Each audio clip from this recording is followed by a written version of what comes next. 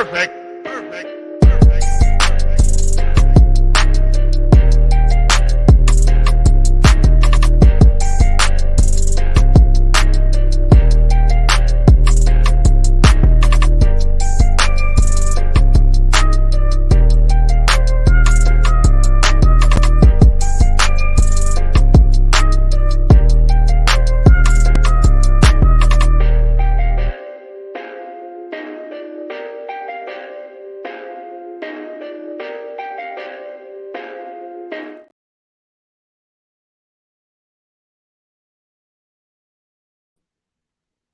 All right, everybody, what's going on? Y'all welcome one more again to another edition of SWAC Talk. This is the show we cover the SWAC inside and out, and I'm your tour guide around the SWAC. See what else coming at you.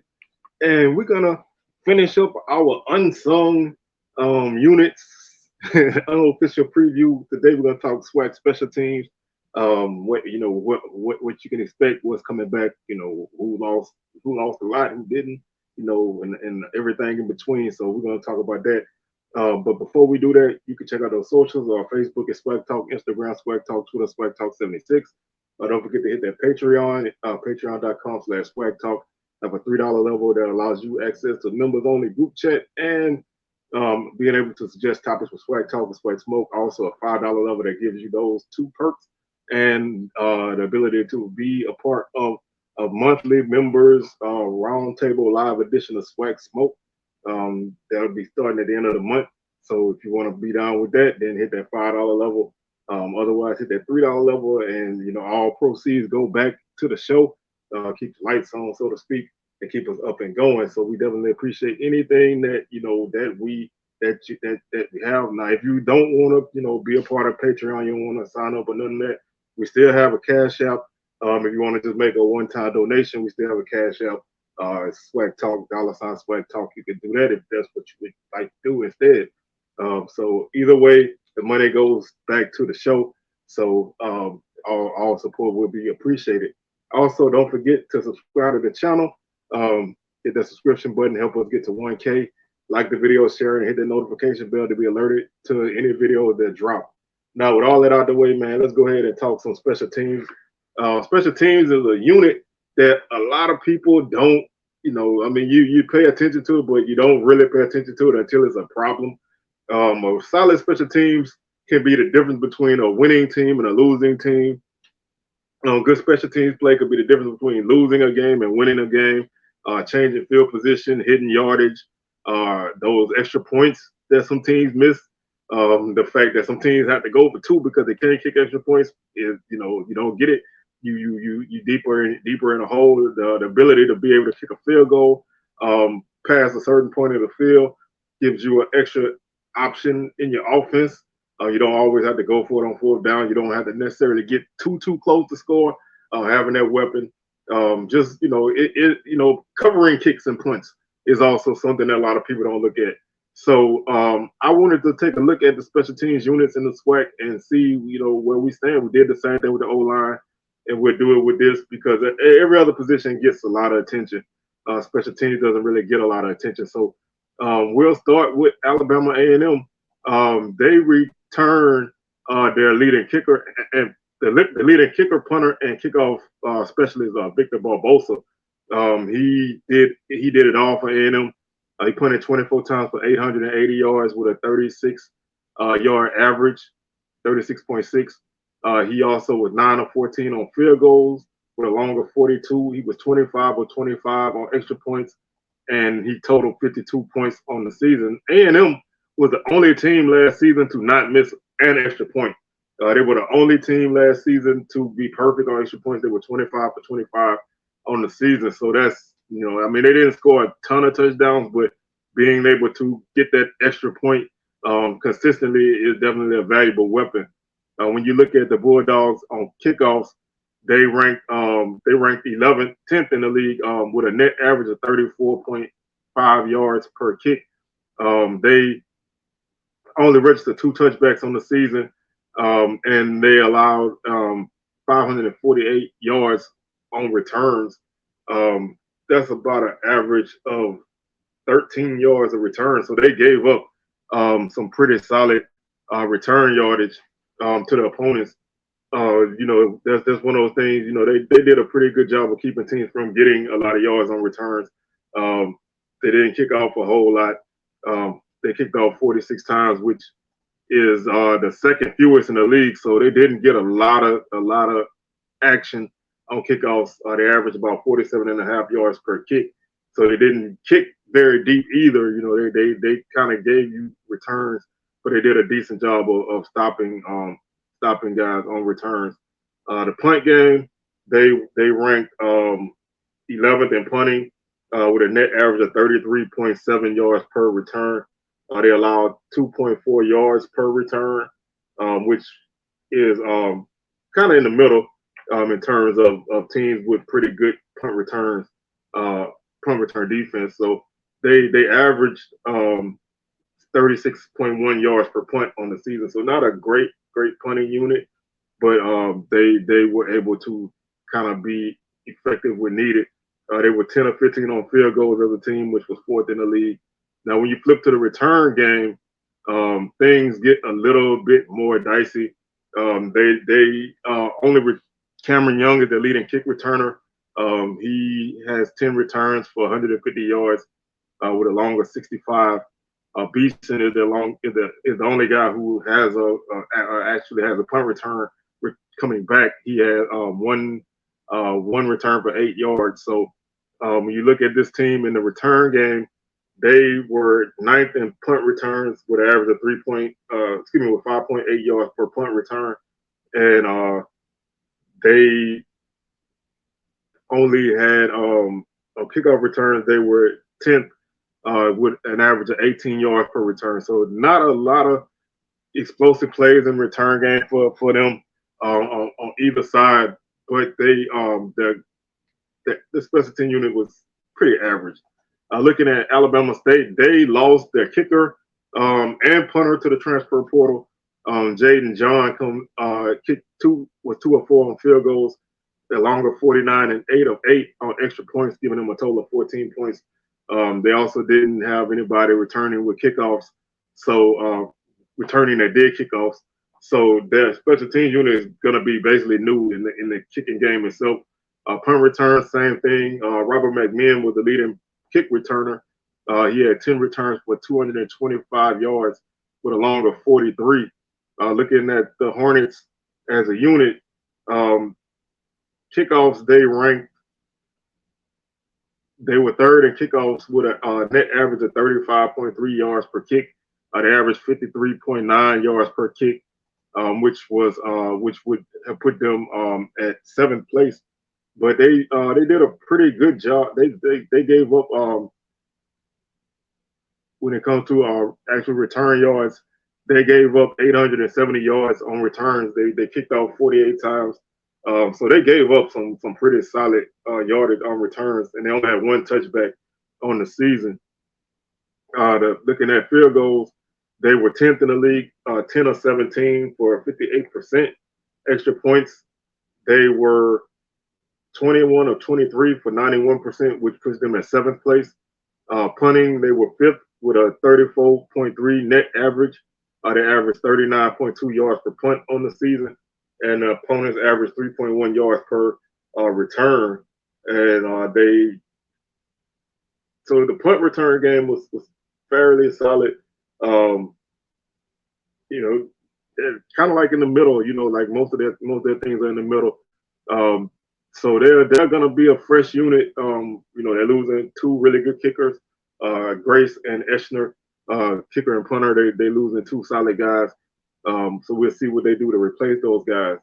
Alcorn returns their kickers. Noah Kiani was the kicker and the punter. He returns. He was in punting. He punted 65 times for 2,181 yards with a 33.5 yard average, and 63 was his long. Field goals, he was 14 of 17 with a long of 46. Extra points, 24 of 27, giving him a total of 66 points. Garcia was the kickoff specialist. He had 45 kicks for 2,405 yards, a 53.4 yard average, and 6 touchbacks. Nobody really returns in terms of the actual return game. Looking at Alcorn when it comes to kickoffs, they were 10th in the league. with a 38.6 net average. They gave up. They kicked the ball for an average of 53.2 yards per kick, giving up 592 return yards, and like I said, 6 touchbacks. Field goals, they were second in the league, 14 of 17 for 82%. Extra points, they were ninth in the league, 24 of 27 for 88%.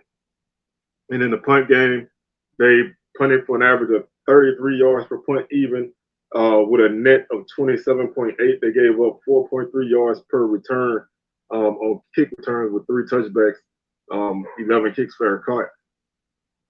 And even though they don't really return anybody in the return game, their return units were not that good last season. They were last in kickoff returns. They averaged 13.4 yards per return on kickoff returns, and in punt returns they were 10th. They averaged 3.4 yards per return. So not a lot of plays. They only had 17 yards on punt returns and 5 returns as a whole last season. So not a lot of opportunities to return punts and not a lot of yardage. So not much explosiveness from that unit on either side of the ball. That doesn't really give you a lot of extra yardage. You're looking, if you're looking at starting around your 20-yard line on kickoffs. You probably was better off just taking touchbacks and fair catching kicks because your returns weren't that great. So you're looking at a lot of long fields for this unit to start your offense. It was just a good thing that they had an offense that could move the ball, especially on the ground, to kind of help them get out of those situations. Bethune-Cookman, stop me if you heard this before. Bethune-Cookman is a team that really, they lost a lot. They lost their kicker and their punter. They did return their kickoff specialist, Nikolai, who was a young guy. He had 50 kicks for 2,633 yards, 52.7 yard average per kick, and 2 touchbacks. Now, where they shine at is in the kick return game. Darnell Dees is a very, very spectacular kickoff return man, and probably the best guy returning in the league in terms of kickoff returns. He actually led the league in kick returns last season. He had 28 returns for 745 yards and 2 touchdowns, including a 98-yarder, average 26 yards per return, which led the league. He led the league in total return yards and obviously led the league in touchdowns. There were only 2 other guys return kicks for touchdowns last season, so he had 2 of the 4 returns in the league last season. So just a very, very explosive guy in kick returns. He returned 28 kicks, which was also the most. So he saw a lot of action, but you don't really want to kick to this guy because he's gonna most likely take it back against you. So that's if they have anything that's gonna be a weapon for them this season with so much unknown on their team, is the opportunity to return kicks, which I think they're probably gonna be busy with that because I don't see them really making a lot of stops and keeping teams off the scoreboard. So will his numbers be the same, or will they drop because teams won't kick to him? That's gonna be that's gonna be the chess match for Bethune-Cookman games to watch out for. Jumping over to the Rattlers of FAMU, they are a team who, again, they lost 2 very, very, very good kickers. Jose Romo Martinez, who was an all-conference guy, really, really great kicker. Could do, just was a very, very consistent kicker. All-conference guy, finished 3rd in the league in scoring. Actually was was 3rd in the league in total points and 3rd in points per game. Just a weapon. He could punt as well, but then you also had Christopher Fadul, who was the leading punter in the league overall, averaging 42.8 yards per punt. So you're losing 2 very, very good all-conference kickers, and that's going to be a key factor to fill in. So when you look at what the Rattlers did this past season, in the kick game, they were pretty high rate. They Well, 11th in kick return in kickoffs, 44.1 yard net average. They did have 21 touchbacks, kick average of 62.3 yards per kick, which led the league in that number. So they definitely got a lot of good kickoff yardage from their guys. They were third in field goal, 17 of 22 for 77%. They were fourth in extra points, 30 of 31 for 96%. And they led the league in punting with a 34.3 net average. Second in the league in punt and average yards per punt at 41.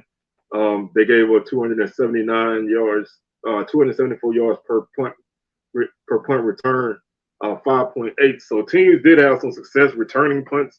They had the highest punt return average for an opponent. So that definitely kind of was one of the few weak spots on that unit was the return, was the kick coverage. So they'll improve on that. With the return game, they were solid. The numbers weren't great, but they got guys who could be special. Jamari Shareed's a guy who can definitely take it to the house. If he can't, if he can get loose, he led the team in punt returns with 14 returns, 106 yards, average 7.5 yards per return, longer 29, and he also is the leading kickoff returner that comes back with 7 returns for 135 yards, 19.2 yard average, and a longer 29.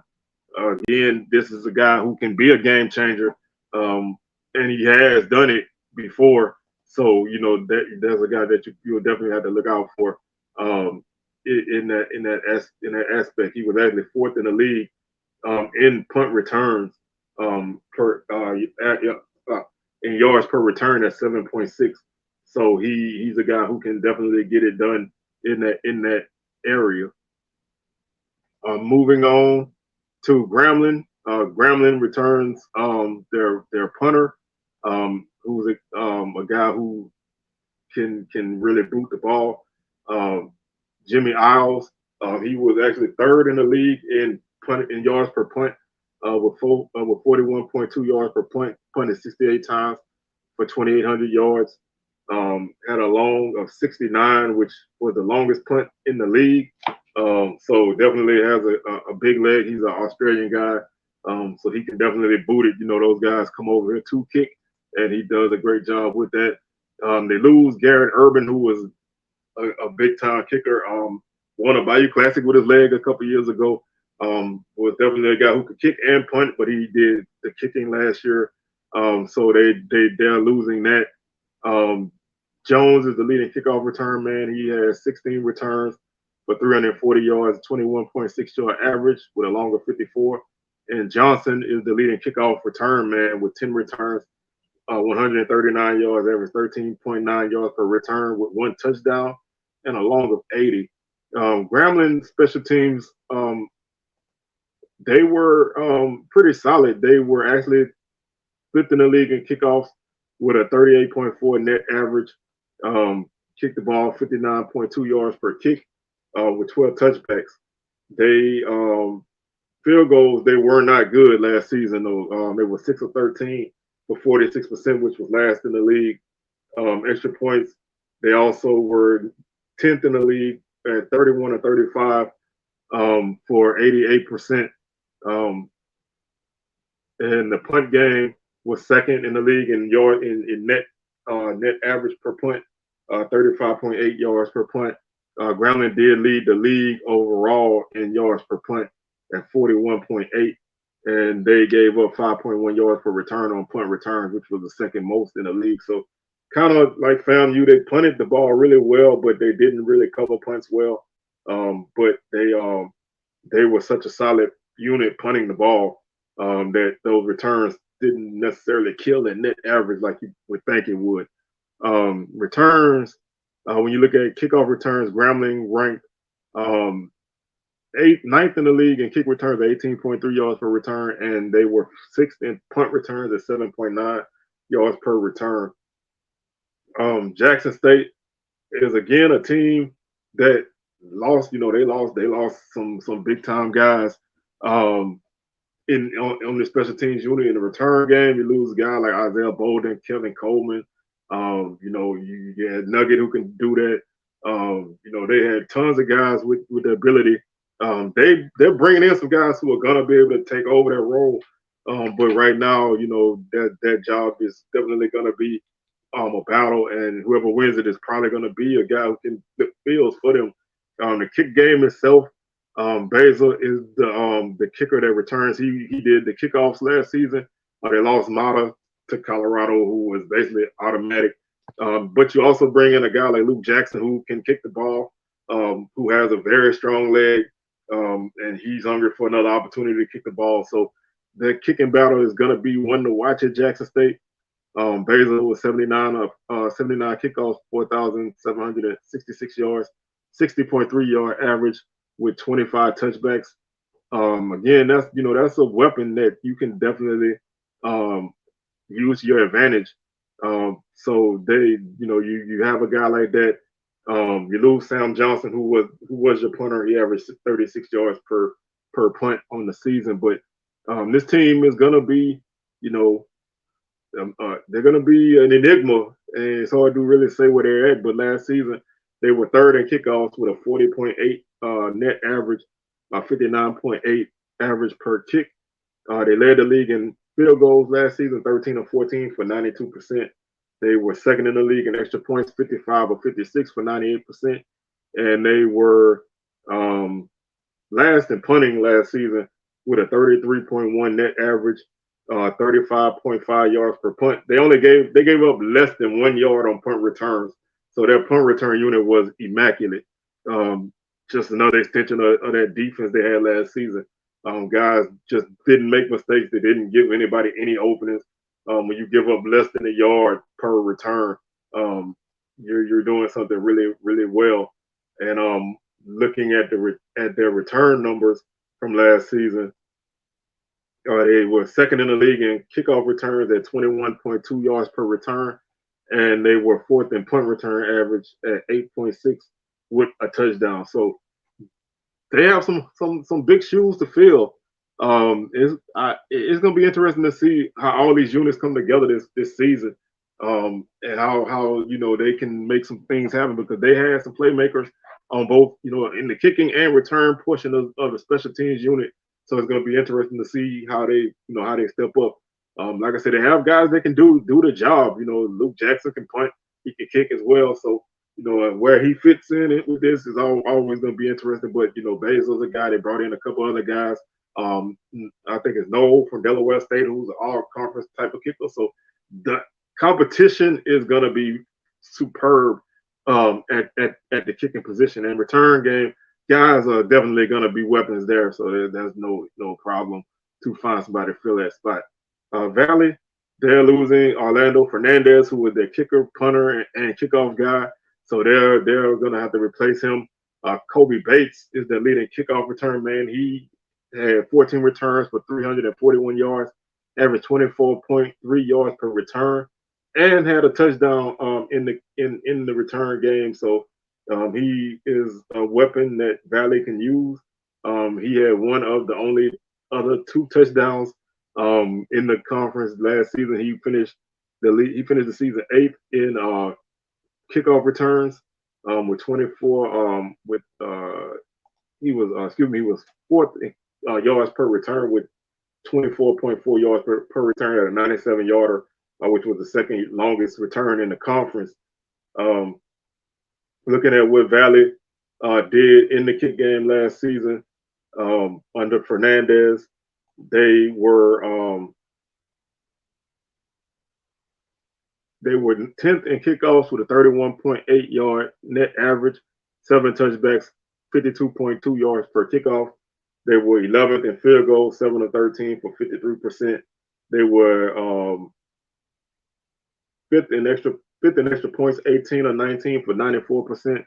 And they were 10th in punting with a 37-yard average net with a 40.8 yard average per punt, which was actually 3rd in the league in yards per punt. They actually gave up 1.5 yards per return, so they did a really good job of covering kicks. That 1.5 was the third least number in the conference. So they did a really good job with covering punts and making teams have to drive the ball. They actually led the league in kickoff return average at 21.8 yards per return on the season and 1 touchdown. Punt returns, they were last at 1.3 yards per return. So not a lot of explosive plays there for the punt return unit. The kick return unit was very, very solid. They did return 35 kicks on the season, which was not, which was like middle of the pack. But they made the most of those kind of opportunities and actually chipped in a touchdown there. So, those that kind of hidden yardage and points can definitely be the difference between not having a solid game and winning a game. So they, Valley is going to have to replace a very, very solid kicker, been there a long time. Wasn't spectacular, but definitely when you lose guys that do everything, you have to fill those holes. Prairie View, they returned their punter, Jasso. He was 45 punts for 1,675 yards, 37.2 yard average, 53 yards with his long. Villa Gomez is the kicker that returns. They lost Reyes. Villa Gomez was 2 of 2 on the season, longer 41. Seven kickoffs for him for 414 yards, 59.1 yard average. Connor Wisham is the leading kick returner. He had 11 returns for 238 yards, 21.6 yards per return with a longer 35. The Panthers, when you look at what they did in the kick game this season, kickoffs, they were 4th in the league with a 59.6 yard average per kick. Net, they were 38.4 yards per kick net, which is 6th in the league with 14 touchbacks. Field goals, they were 11 of 17 for 64%. Extra points, they were last at 37 of 43 for 86%. They missed 6 extra points last season, which is the most of anybody in the conference last season. So that's definitely, that's a win somewhere that you left out on the field.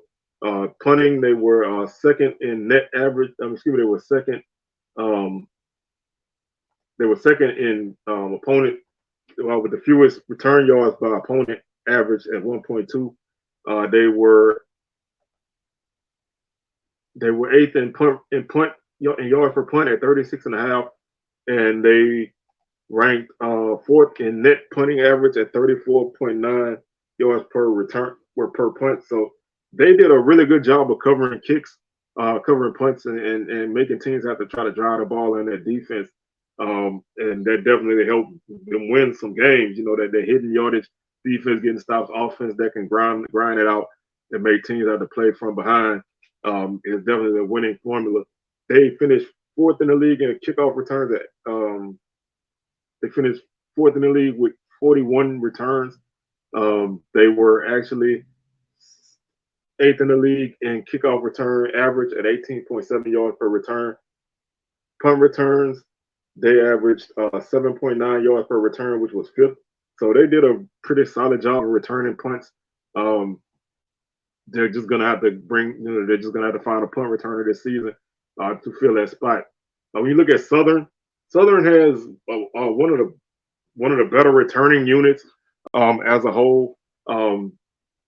They returned Rovens Beauplan, who was the punter, 36 punts for 1,441 yards, 40-yard average. 59 was his long. Joshua Griffin, 6 of 9 on field goals for a longer 42, 36 of 39 on extra points for 54 total points. Griffin also did the kickoffs. He was 68 kickoffs, 4,076 yards, 59.9 yard average with 31 touchbacks. Braylon Morgan was the kickoff return man. He had 22 returns for 447 yards, 20.3 yard average, longer 30. Chandler Whitfield, 16 returns, 102 yards, 6.3 yards per return, 30 yards was his long. I always like to say Southern had the almost return unit. They came so close to breaking kicks all season, just never really could get one, really break one. But they always seemed like they were about to be on the way to breaking one. So hopefully this season, if you're a Jaguar fan, they can break one.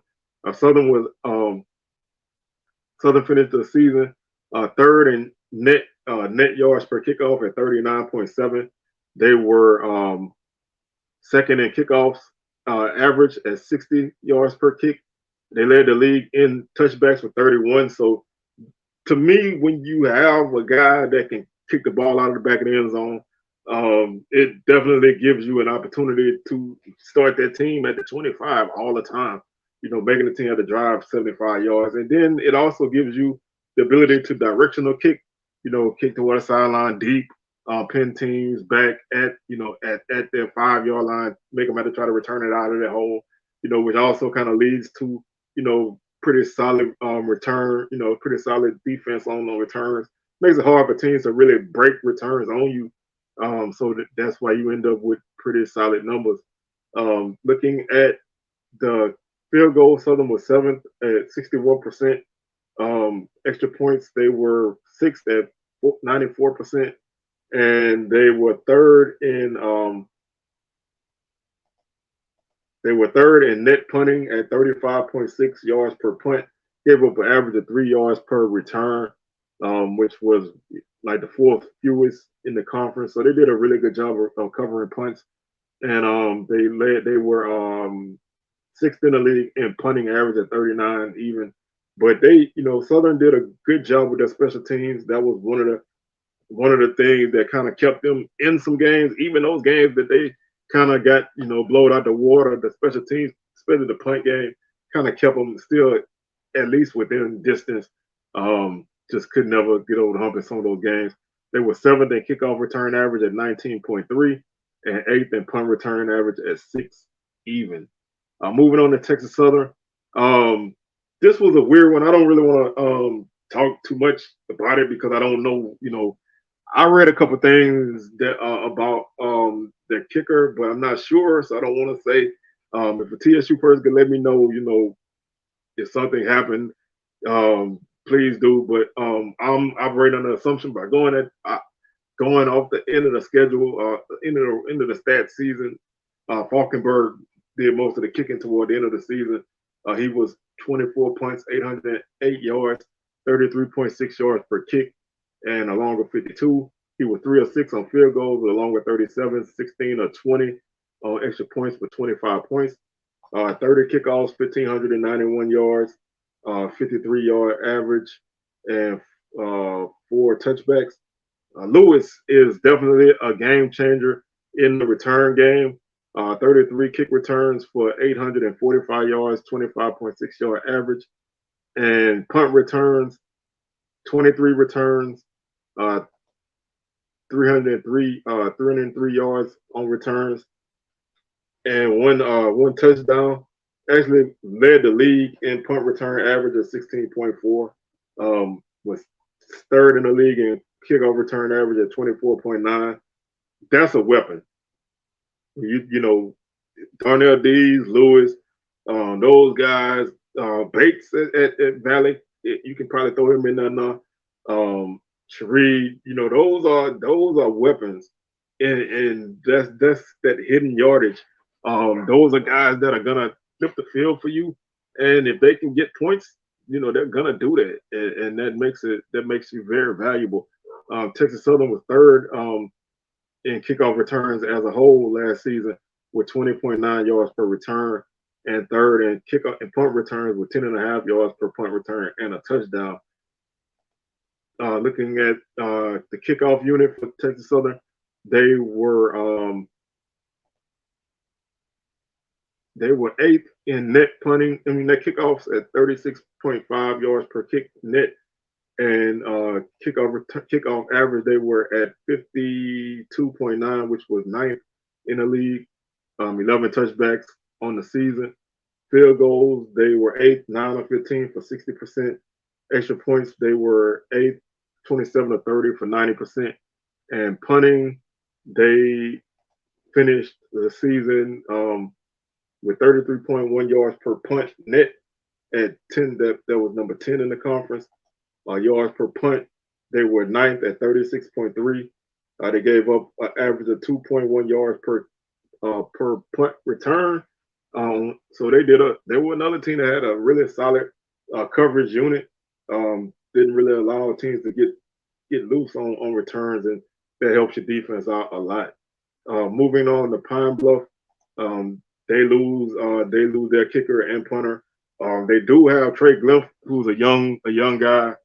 He kicked really well in the spring game, so you can probably expect him to take hold on that unit. Lloyd was a really solid kickoff return guy. Maurice Lloyd finished the season second in kickoff return average at 25.4 yards per return with one touchdown. So he had the other touchdown other than Dees and Bates. Lloyd had the other touchdown. Ironically, the four touchdowns came from the three worst teams in the conference. So what you make of that, I don't know. He also had an 85. His longest was 85 on the season.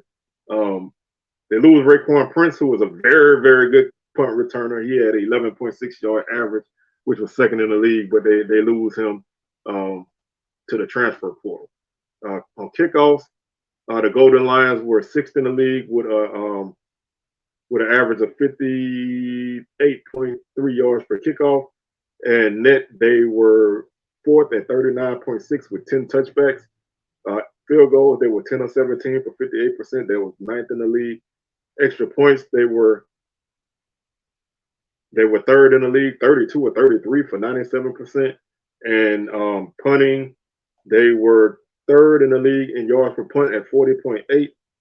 They gave up a net 34.8 yards per punt, which was fifth. And they gave up 5.1 yards per punt return, which was the third, which tied for the second most. So their coverage unit was not that great, but they did a fairly good job of still punting the ball. They didn't really cover punts that well.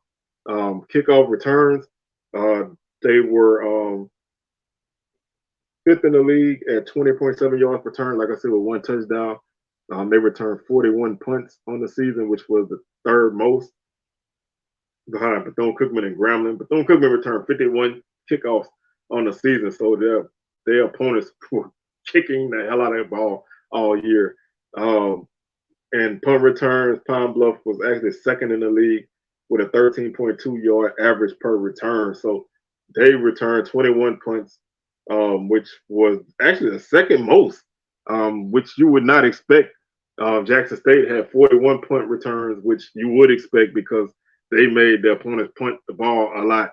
But you wouldn't necessarily expect a team with a record like Pine Bluff to have the opponents punt the ball that many times and giving them that many opportunities to return punts. So really solid special teams units for Pine Bluff, which was kind of surprising for their record and the way that they played this past season. So that's a basic overlook of what the special teams units should look like this season. Obviously, with guys coming in out of the portal, who takes some of these jobs is going to be something that we'll talk about in more detail when we do our season previews in a couple of weeks.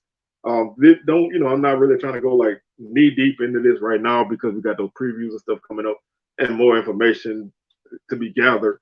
So this was basically just an overview of where we stand at this point. So, if you got a guy coming in who is all world, and he just coming in, then hey, I didn't cover him yet, but we will when we get to our preview. So that's gonna do it for this show.